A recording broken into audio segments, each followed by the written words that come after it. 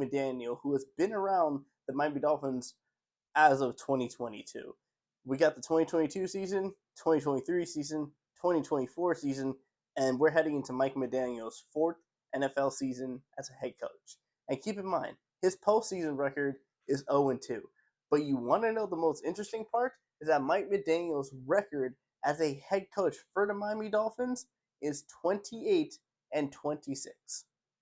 The Miami Dolphins hired Mike McDaniels to figure out the Tua problem, and he figured it out within the first two seasons that he was there. He had one of the best offenses. But considering now that you have a second-year running back in Devon Achane, you still have Tyreek Hill, you still have Jalen Waddle, you lost Johnny Smith from last year, and then you have Tua Tagovailoa under center. Should anything really have changed? No. So what's the biggest problem? Well, it's basically the NFL and most of the other teams have figured out Mike McDaniel's scheme and the way he runs it, and he's just going to have to do something that is going to be different because the Dolphins have, for the first 2 weeks, they were struggling to put up points, even though they did put up a good amount of points in the second game of the season. But when it came to the Buffalo Bills, they were able to keep it close, and I believe that's due down to Mike McDaniel's coaching, even though there were some weird moments where he was just not good with clock management in that general sense. But I do believe in Mike McDaniel. I think Mike McDaniel is a very good head coach. I just think the biggest problem that he has is that he doesn't know what his quarterback is going to do. His quarterback can make stupid plays like he did against the Patriots where he cost them the game last week. And I tell you this right now, the Dolphins basically almost got bailed out because they returned a kickoff return, but then the Patriots returned that kickoff return to a touchdown, and they ended up winning in the game. So the Dolphins have played the Colts, the Patriots, and the Buffalo Bills. Two of those teams are probably teams that the Dolphins should have won.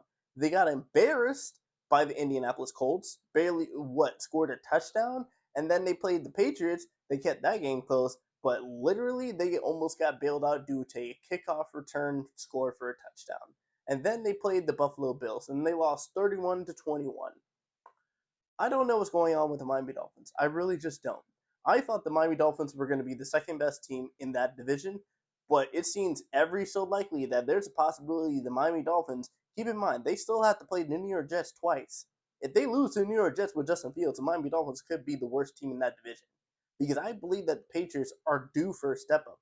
I like Drake May. I like him as a quarterback. Even though he came from North Carolina, and North Carolina quarterbacks just don't seem to do good, but I believe in Drake May, and I like the New England Patriots, and I believe that he has a very good head coach that's going to lead him towards the future.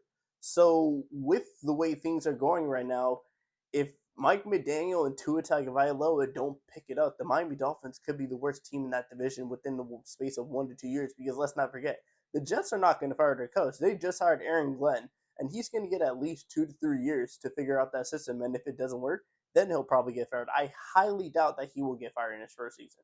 So if the Jets are able to figure out their system and they have their quarterback in Justin Fields, and they're just able to build up more on that defense, there is a genuine possibility that come next year, the Miami Dolphins, keep in mind, who were just in the playoffs a couple years ago, they could be the worst team in that division because the Buffalo Bills are going to always be good.